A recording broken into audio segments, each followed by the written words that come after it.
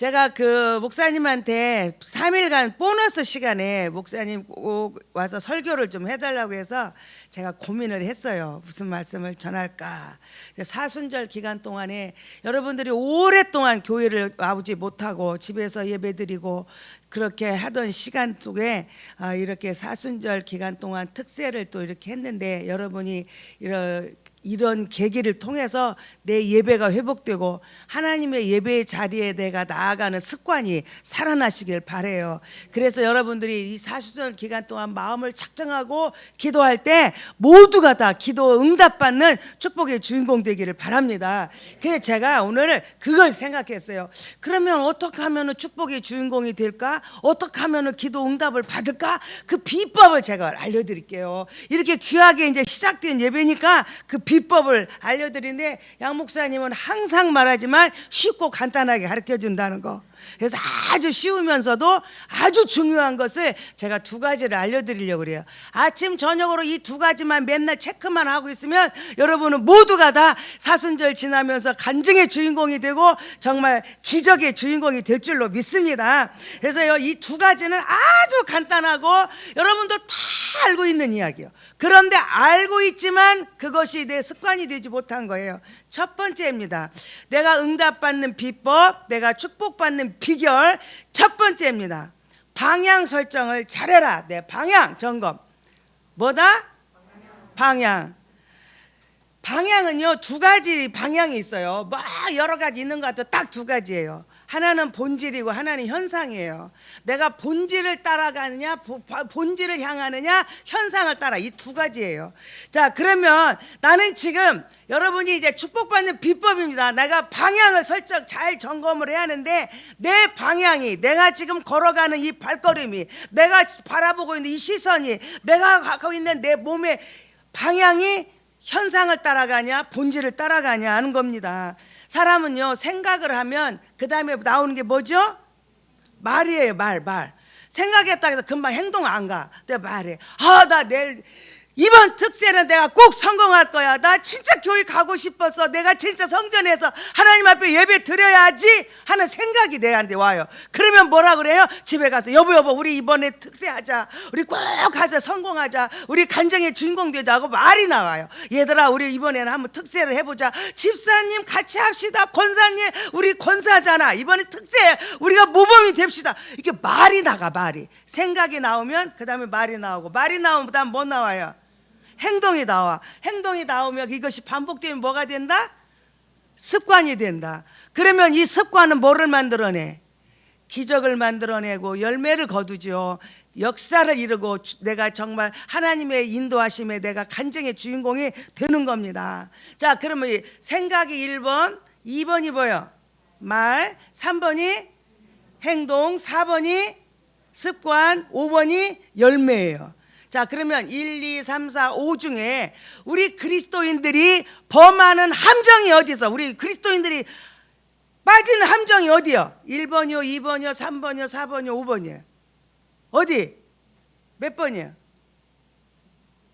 그리스도인들이 빠지는 함정 몇 번이에요? 3번이에요.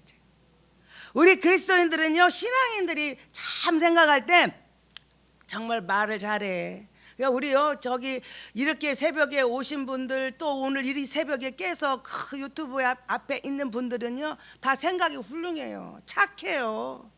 그러니까 아무나 구원받는 게 아니더라고. 보니까 착하고, 그리고요 그 말 들어보세요. 얼마나 훌륭한지 몰라. 여기 말, 내가 예를 들어서 나는 내일 새벽에 나가야지 생각 안 해가지고 안 오신 분들이, 지금 누워서 주무시는 분들이 생각을 안 해서 그런 게 아니에요. 맞아. 이번 사순절은 정말 의미가 있어. 그렇게 예배 못 드리고 그런 것들이 그게 귀한 줄 몰랐는데 진짜 중요해.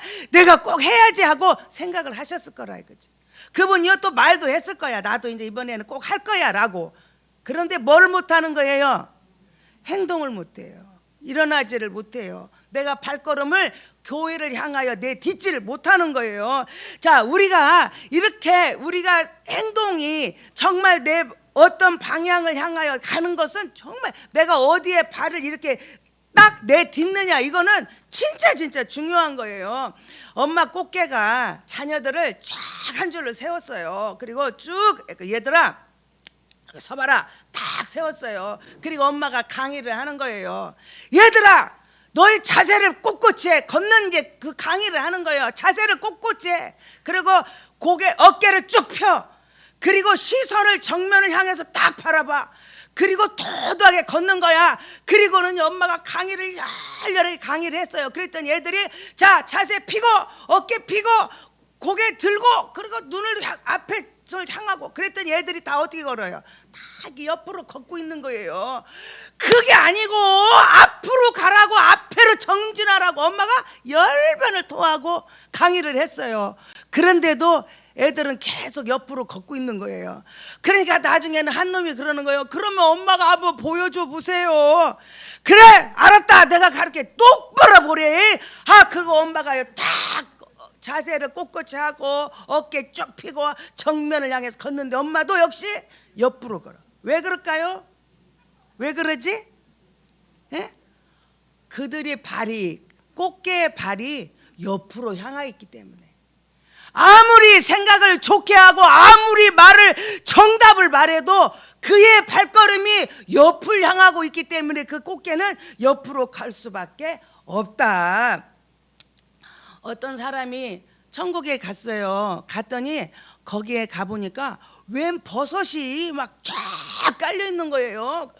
어마, 이 버섯이 세상에 있을 때도 좋다고 하더니 진짜 버섯이 좋은가 보다. 이 천국에 웬 버섯이 이렇게 많아 하고 쫙 깔려 있는 버섯을 자세히 이러고 봤대요. 그랬더니요 세상에 그게 버섯이 아니고 다 입이더래. 그게 다 귀더래요.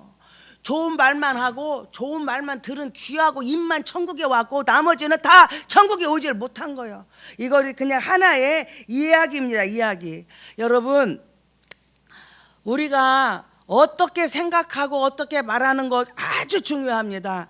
거기에 따라서 우리의 행동이 어떻게 가느냐 하는 것은 중요하다는 거예요. 어디를 향하여?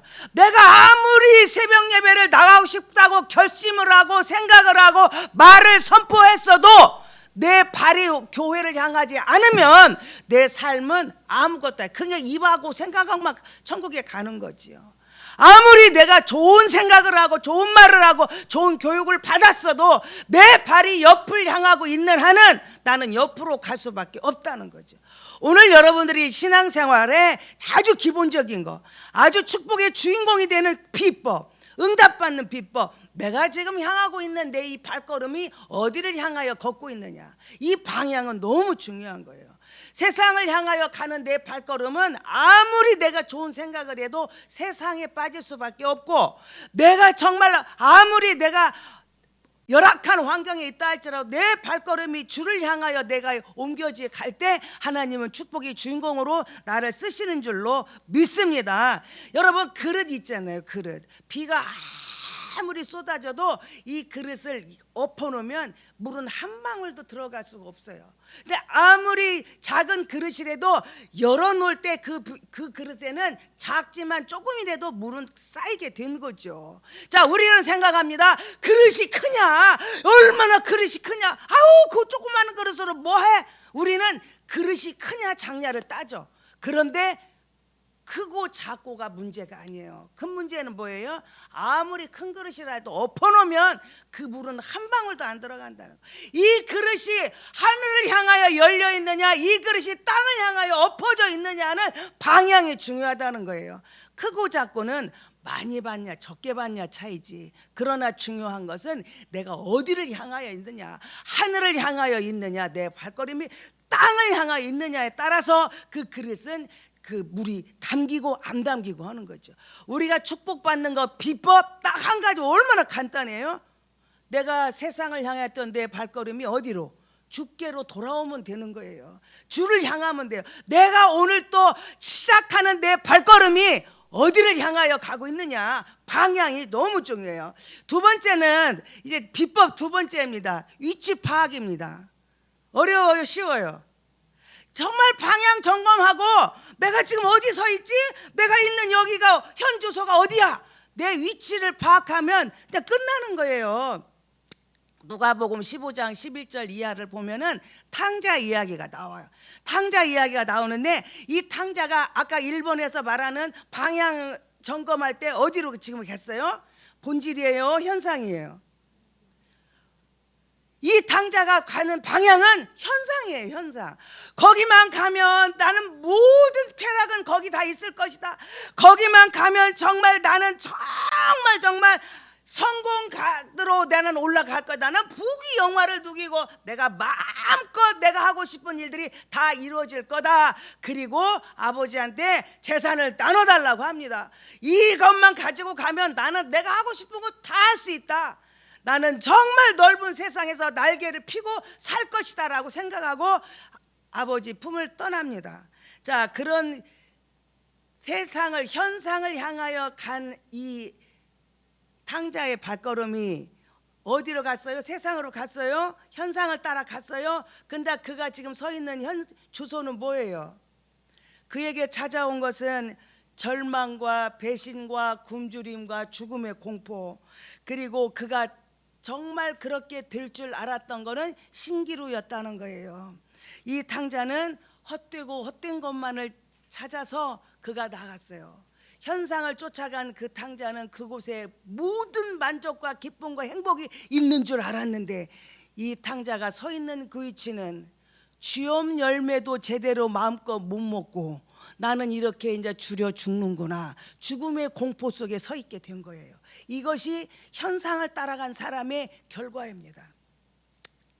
정말 우리가 신앙생활에서 중요한 것, 내가 위치 파악을 잘해. 나는 지금 어디에 서 있느냐, 나는 지금 누구랑 함께 하고 있느냐, 내가 정말 성령의 사람과 함께 하고 있느냐, 나는 정말 그 사람만 만나면 왜 그렇게 세상이 좋고 그 사람만 만나면 왜 이렇게 현상이 그리워지는지 그 사람 위치 파악을 정확히 해야 돼요.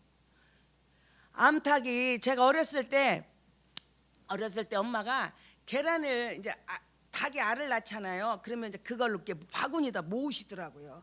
그래서 엄마가 이 계란이 이제 얼마만큼 모아지면은 그거를요 암탉한테 품게 해요. 그러면 암탉이 그거를 막 품고 있다가 계란을 막 돌리면서 그래가지고 부화를 시켜요. 그럼 봄이 되면은 요만한 이렇게 망 같은 이렇게 그 깔대 같은 걸로 이렇게 망을 만들어. 거기다가 닭을 이렇게 넣어놔요. 그러면 엄마가 거기다 물도 주고 모이도 주고 이렇게 하셔요. 그러면 이제 닭들이 거기 있다가 거기 이제 새끼가 병아리가 많으면 깝깝하잖아요. 그러니까 엄마가 어떤 때는 얘를 이렇게 열어줘요. 그러면 이제 막 엄마 닭이 병아리를 끌고 다니면서 막 마당에서 놀고 모이도 막 먹고 그래요. 그런데 이 참 신기해요. 옛날에는요 그렇게 병아리들이 엄마 닭이 병아리를 데리고 나오면 그때 딱 하늘에 뜨는 게 있어. 그게 뭐냐면 솔개예요. 그것이요 하늘에 쭉 날아요. 엄마가 마당에서 이렇게 병아리 닭을 이렇게 데리고 놀다가 엄마 닭이 솔개를 보는 순간 이 닭이, 엄마 닭이 이 날개를요 쫙 피면요 막 두두두두두 이게 소리가 나요. 얼마나 그걸 이렇게 만져보면요 막 철사 같대. 막 완전 막 쇠파이프 같대. 막 엄마가 막 이 날개를 막 이렇게 피고 막 두두두두 소리가 나. 그래가지고요 새끼들을 막 구구구구구구 막 불러가지고 이 들어와갖고 막 이를 막 쫙 피고 그 속에다 막 새끼를 넣고 막 부부부부 이렇게 소리가 나. 막 두두두두 소리가 나. 그리고 막 나가려고 하면 막 엄마가 막 그놈을 막 잡아당겨 못 가게. 그런데 엄마 품속에 마당에서 놀다가 엄마 품속에 갑자기 들어온 병아리는 아무것도 모르잖아. 그러니까 깝깝한 거예요. 그러니까 자꾸 엄마가 그걸 나가려고 그래. 그러면 엄마가 막 그거를 엄마 닭이 막 이렇게 모아가지고 들어와요. 근데요 그래도 꼭 성질 급한 놈이 있어. 이 성질 급한 놈이 또 나가면요 솔개가 여지없이 쫙 날아가고 얘가 차가요. 그때 얘가 하는 소리, 엄마 왜 나 죽게 나 안 도와주고 나 높게 죽게 놔뒀냐고. 그 엄마가 뭐라 그래요? 내가 그렇게 너를 보호하려고 그렇게 내 품 안으로 들으라고 했더니 이놈아 네가 그렇게 삐지고 나가가지고 그래서 내가 그랬다. 여러분 위치가 잘못된 건 별거 아닌 것 같아요. 내가 여기 있으나 뭔 그렇게 차이가 나요. 그런데 위치가 잘못됐을 때 나타나는 결과는 상상할 수가 없다는 거예요. 이 병아리가 엄마 품속에서 나가는 거 별것 아닌 것 같은데 그 병아리에게 온 것은 뭐가 왔어? 죽음이 왔잖아요. 그냥 죽어. 그러니까 우리는 위치 파악이 별거 아니고 아이고 거기 있으나 교회 있으나 교회에 있으나 내가 세상에서 뭔 차이, 그건 별것도 아닌 것 같은데 그거에 대한 결과는 어마어마한 큰 아픔이 있다는 거예요. 기차가 내일을 향해서 이렇게 가잖아요. 내일의 위에서 이제 목표 지점을 향해서 가는데 우리는 기차가 내일에 반드시 있어야 되고 이 철로가 단단하게 되어 있다는 거는 생각을 별로 많이 안 해요. 그리고 우리는 뭘 생각하냐? 우리는 새마을호를 비둘기호를 탔냐, 무궁화를 탔냐, 새마을을 탔냐, KTX를 탔냐. 그 차가 KTX냐, 새마을이냐, 무궁화냐, 비둘기냐, 요것만 생각해. 그거는 KTX냐, 새마을이냐, 무궁화냐, 비둘기냐는 속도의 영향이 있어. 속도. 그죠? 빨리 가고 천천히 가는 거지 목적지는 반드시 어떻게 한다는 거예요? 간다는 거예요. 반드시 목적지는 가요. 그러나 내가 빨리 가냐 좀 천천히 가냐, 우리가 기차의 내일 위에 있듯이 하나님 우리가 딱 서 있으면 우리는 반드시 응답받게 돼 있고요, 반드시 축복의 주인공으로 돼 있어요. 근데 그게 빨리 되냐 천천히 되냐 그 차이지. 그런데 아무리 KTX라 할지라도 그보다 더 좋은 열차가 나왔다 할지라도 내일을 벗어나면 그 기차는 절대로 목적지에 달성할 수가 없다는 거예요. 자, 여러분, 우리가 위치를 탈선하고 위치에서 이탈하고 나서 정말 축복의 자리에서 이탈하고 나서 나를 도와달라고 내 병을 고쳐달라고 하나님 응답해 달라고 아무리 부르짖어도 이 응답은 있을 수가 없고 이 축복은 올 수가 없다는 거예요. 우리는 뭐예요? KTX를 타냐 기차를 새마을을 타냐보다 더 중요한 거 내가 내일 위에 서 있느냐.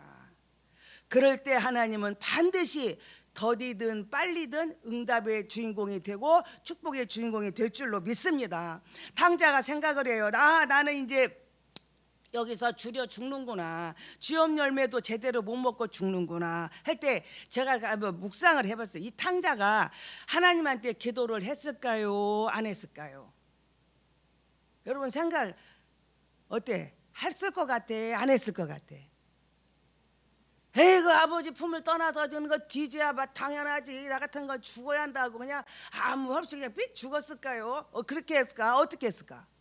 제가 생각할 때 이 비유를 볼 때 그죠? 아버지가 그 탕자는 모태신앙 같아. 내 생각할 때 날 때부터 신앙. 그래서 아버지한테 기도하는 것도 배우고 밥 먹을 때 손 모으고 기도하자 이러고 기도도 하고 했을 것 같아.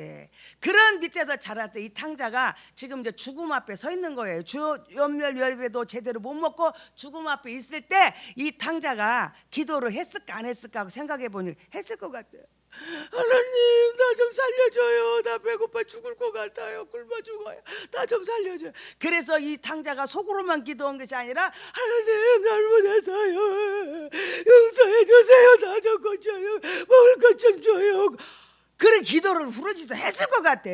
그런데 아버지가 도와줬어요? 안 도와줬어요? 기도했는데? 부르짖었는데? 울면서 기도했는데? 안 들어줘요. 왜 그럴까? 위치 이탈이기 때문에 그래요. 위치에서 이탈했기 때문에, 축복의 자리에서 이탈했기 때문에 도울 수가 없어요. 제가 옛날에 우리 그 텔레비에서 사극 중에 최고로 시청률을 높인 사극이 있다면 여러분 뭘 것 같아요? 본 중에 여러 가지가 많았죠, 그죠? 사극 인기가 많죠, 그죠? 근데 그 중에 최고 시청률이 지금까지 한 사극 중에서 최고 시청률이 높은 게 동의보감이래요. 동의보감. 그 동의보감을 주인공이 누구예요? 예? 허준이에요. 자, 허준인데 이 허준의 스승이 누구예요? 예? 유희태죠. 유희태. 그다음에 유희태 아들이 누구예요? 유희태도 생각 안 나는데 아들까지 생각나, 그죠? 유도지예요. 유도지. 근데 그 연속극을 볼 때요, 목사님하고 저하고는 그 테레비 앞에서 무릎 꿇고 울면서 테레비를 봤어요. 우리 목사님 허준 같은 목사가 있어야 돼. 나는 싹군이다. 세상에 그 허준이 걸어가는 걸음걸음마다 우리를 얼마나 회개하게 만들었는지. 그 시험 보러 갈 때 어떻게 했어요? 허준이 환자를 자기는 그 서자로 그냥 서자로 태어났기 때문에 그 이름도 없어. 이름도 옛날에는 서자는 아버지를 아버지라고도 못 불렀대잖아요. 그런 위치에 있는데 과거에 급제하면 내가 이제 신분이 바뀔 수도 있는데 그 시험 보러 가는 날 이 환자들 때문에 환자 돌보다가 시험을 놓쳐요. 자, 시험을 못 봐. 근데 이 도지는 막 환자 다 물리치고 어떻게 해요? 시험 보러 가요. 그냥 합격해가지고 오는데 아버지가 묻습니다. 이 유이태 선생님이 너는 왜 시험을 못 봤냐? 그러니까 이야기하는 거죠. 내가 여차저차해서 그래서 시험을 못 봤다. 그때 유이태가 이 도지한테 너는 허준한테 졌다. 너는 허준이한테 졌다. 너는 심의가 부족하여. 뭐가 부족하여? 기술이요. 너는 심의가 부족하여 너는 이제 그래서 이 유이태가 자기의 자기 이제 예를 들면 지금으로 말하면 내가 운영하던 병원 아들 도지에게 줘야 하는데 허준한테 줘요. 그리고 모든 기술을 다 허준한테 가르쳐요. 그래서 우리 극에서는 그 실지는 허준의 스승이 유이태가 아니라는 말도 있어요. 이 설이 좀 있어요. 근데 그때 극에서는 하여튼 유이태가 나와. 그래서 그 유이태가 마지막 의술이 뭐예요? 사람을 해부하는 거잖아요. 동굴로 데리고 가서 그래서 허준한테 자기가 암이 걸려 죽는데 내 몸을 해부해봐라. 그리고 반이 그 암이 어떻게 되는가를 네가 보라 해가지고 자기 몸까지 내놓잖아요. 그런데 그래서 우리가 막 그런 거 볼 때마다 감동을 받고 눈물 흘리며 회개하고 그 연속극을 봤어요. 그런데 거기에서 어떤 내용이 나오냐면은 유이태가 이제 자기도 아들인데 얼마나 아들이 사랑스럽겠어요. 근데 그 아들을 향해서 자기 의업과 그 의술을 다 주지 못하고 허준한테 주잖아요. 그리고 이 유이태 아버지가 그 친한 스님이 있어요. 친구 스님이. 근데 그 스님하고 둘이 앉아가지고 이게 막걸리를 마시면서 하는 이야기예요. 이보게나 내가 내 아들한테 물려줄 수 없고 이 허준한테 주는 자기 이제 심정을 말하는 거. 이보게나 자식에게 물려줄 수 없는 이 애비의 심정을 저것들이 아느냐. 그러니까 마누라하고 아들 도지는 맨날 아버지는 자식을 놔두고 세상에 그 허준만 이뻐한다고 마누라는 그 바가지를 박박 긋고 아들도 그렇게 미워하는 거예요. 그러니까 이 아버지가 하는 말이에요. 내가 아버지로서 자식한테 못 물려주고 남한테 줘야 하는 이 애비의 심정을 저것들이 알겠냐.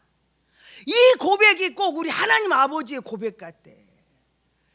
내 위치에서 이탈해서 잘못된 길에 서 있고 나보고만 도와달라고 하고 왜 나를 안 도와주냐고 아우성치는 저것들이 한테 내가 능력이 없어서 못 주는 것도 아니고 내가 어째서 못 주는 것이 아니라 이탈된 저들에게 도울 수 없는 상황인 것을 저것들이 아냐. 맨날 왜 하나님은 내가 특세를 갖는데 왜 응답 안 해줘요? 내가 이렇게 했는데 왜 복 안 줘요? 그런 사람만 들었지.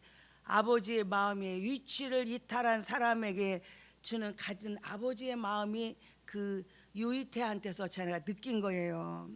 여러분, 집 나간 탕자를 향해서 아버지가 내가 능력이 모자라는 것도 아니고 내가 이 능력이 있고 다 가졌어도 줄 수 없는 이 애비의 심정을 저것들이 아느냐 하는 것이 주님의 마음인 것 같아요.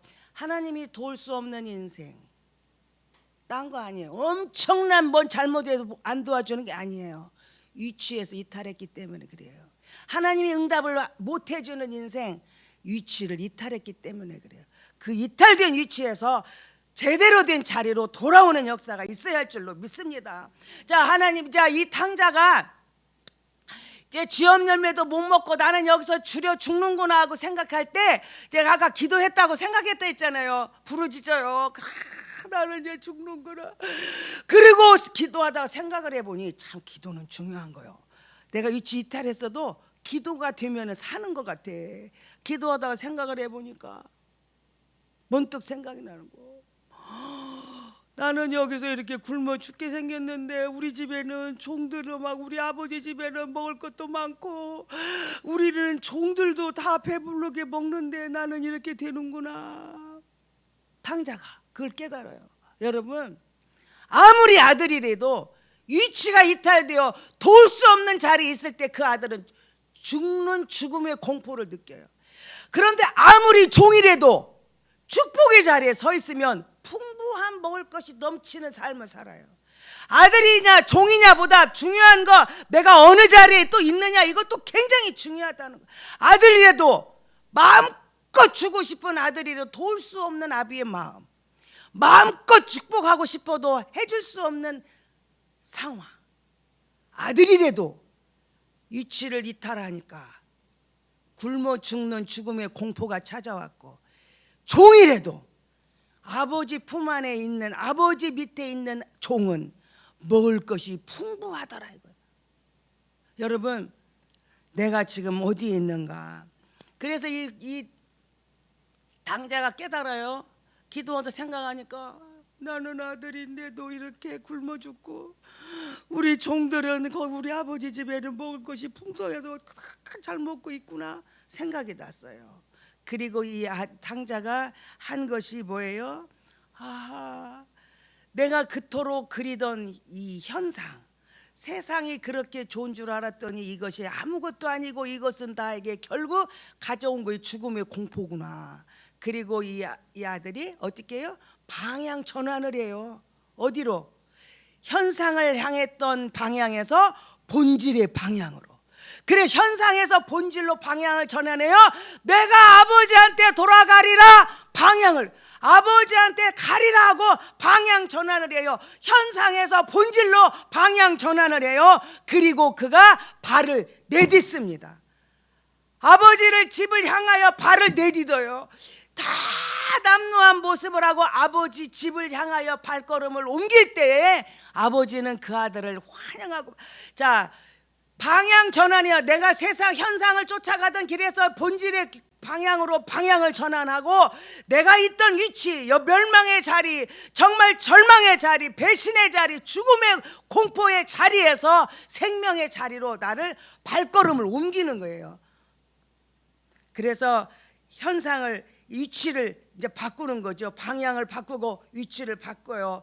그러니까 이 탕자가 아버지 품으로 이제 돌아갑니다. 누가복음 18장 9절 이하를 보면은 바리새인하고 세리가 하는 기도가 나와요. 그런데 바리새인하고 세리하고 둘이 탁 앉아가 기도를 하는 거예요. 근데 바리새인이 참 진짜 아까 걔 엄마가 강의한 것처럼 어깨 피고 탁 자세하고 꼿꼿해가지고 다 하나님 앞에 두 손 들고 기도해요. 그리고 어디서 하냐면 바리새인들은 창가에서 해. 막 하나님 감사합니다. 저를 이렇게 복되게 해주셔서 감사합니다. 왜 창가에서 하냐면 지나가는 사람들 다 보고 들으라고. 나를 축복해 주셔서 감사합니다. 나는 저 세리 같지 않고 나는 일주일에 한 번씩 금식을 하고 11조를 철저히 저리고 나는 이렇게 복되게 불쌍한 사람들을 도와주고 어제도 개똥이도 도와주고 소똥이도 도와주고 이렇게 살게 해주셔서 감사. 이 바리새인이 그렇게 기도하는 거예요. 바리새인은 말은 하나님 하는데 사람 앞에 있어요. 세리 앞에 있어요. 사람들 보고 들으라고 기도해요. 근데 세리는 감히 하늘을 우러러 볼 수도 없어. 고개를 땅에 쳐대고 하나님 이 죄인을 용서해 달라고 그렇게 기도를 해요. 자, 똑같은 사람이 똑같이 기도합니다. 한 사람은 누구 앞에? 그 위치가 어디예요? 사람이에요. 사람 앞에서 기도해요. 그런데 한 사람은 어디예요? 하나님 앞에. 하나님 앞에 있는 위치가 달라요. 똑같은 자리에서 기도하는데 위치가 똑같은 줄 알았더니 하나는 사람 앞에 위치고 하나는 하나님 앞에 위치예요. 사람 앞에 있는 바리새인은 예수님이 한 번도 칭찬한 적이 없어요. 독사의 자식들아, 칭찬 듣지 못하고 책망 들었어요. 그런데 이 세리는 어떻게 해요? 하나님 이 죄인을 용서해달라고 하나님 앞에 나를 보니 내 죄가 보이고 사람 앞에 나를 보니 내 의가 보이고 하나님 앞에 나를 보니 내가 죄인입니다 하고 울부짖을 때 하나님은 그를 용서해 주시고 응답하시는 축복을 주신 줄로 믿습니다. 오늘 지금 여러분은 어디에 있습니까? 이 탕자의 기도 제목이 뭐죠? 탕자가 기도 제목이 뭐예요? 아버지 앞에 이제는 아버지를 향하여 가리라 방향 전환했어요. 내가 있는 이 자리는 돌 수 없는 자리인 거 알았어요. 아버지 집으로 발걸음을 옮겨요. 그리고 그 이 탕자는 딱 한 가지 기도 제목 한 개예요. 뭐예요? 아버지, 나를 아들이라고 하지 마세요. 나는 종 있는 종 중에 그 중에 하나로 나를 여겨주세요. 그저 나는 그냥 굶어 죽는 데서 나를 좀 살려 종 중에서 그 중에 한 명 종으로 나를 여겨주세요 하는 게 탕자의 기도 제목이에요. 뭐 엄청난 거 아니에요. 그저 종 중에 하나로 나를 해달라. 그런데 이 아버지는 어떻게 응답해요? 아들을 측은히 여기고 끌어안고 목욕시키고 옷 갈아입히고 반지 끼워주고 잔치하는, 나는 종 중에 하나라고 기도했는데 하나님은 어떻게 했어요? 잃었다가 다시 찾은 아들이에요. 그리고 그렇게 축복해 주시는 줄로 믿습니다. 여러분, 우리는요 그저 그냥 이번 특세 때 요것만 해결되죠. 우리는 이렇게 기도하지만 우리 담임 목사님 늘 한 것처럼 그저 하나님은 화끈한 하나님이에요. 그래서 화끈이라 했잖아요. 나는 그저 종 중에 하나라고 기도했는데 하나님은 다시 찾은 아들로 모든 것을 더하여 주시는 축복을 받은 것처럼 오늘 우리는 그저 그냥 작은 기도 제목 하나 가지고 그저 진급 하나 뭐 합격 하나 뭐 하나 돈 이거 팔리고 가는 것 기도했지만 하나님은 화끈한 하나님은 상상할 수 없는 더 큰 것으로 채워주실 줄로 믿습니다.